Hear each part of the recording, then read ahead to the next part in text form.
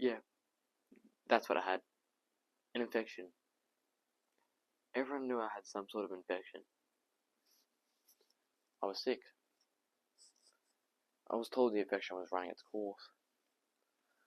That I had to fight. I did. One day, a doctor came in, sat on my bed, and had a long talk with me. He told me that before I got completely well again, I'd have to get a lot worse. Get really, really sick. And no matter how sick I got, not to worry, because it meant that soon I'd start to get well again. He was full of shit. He couldn't stare me in the face to say it. He stared at the cabinet next to the bed the whole time.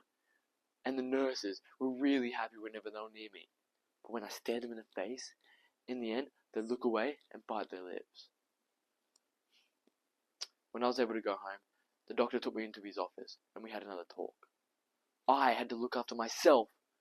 No strain, no dangerous activity, keep my spirits up. Then he went very quiet.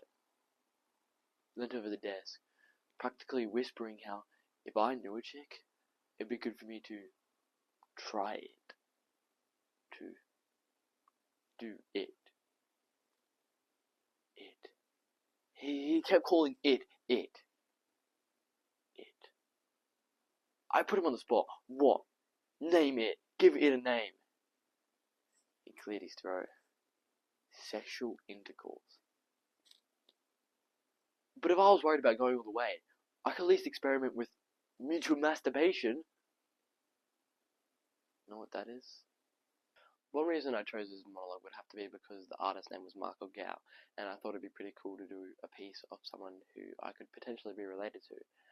Another reason would have to be because the first line of this piece really caught my eye, and after reading through the piece I found that I could really do this piece to the best of my acting abilities.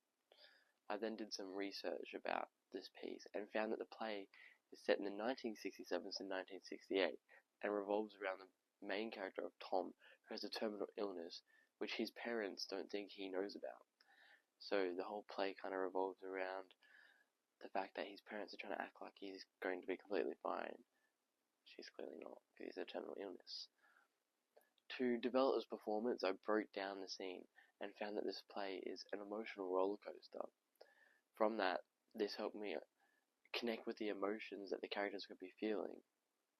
I then found the 4D of the character Tom and found that he's an intelligent young boy who has a terminal illness. Himself and his parents are of the lower social class and are immigrants who have been living in Australia for 8 years.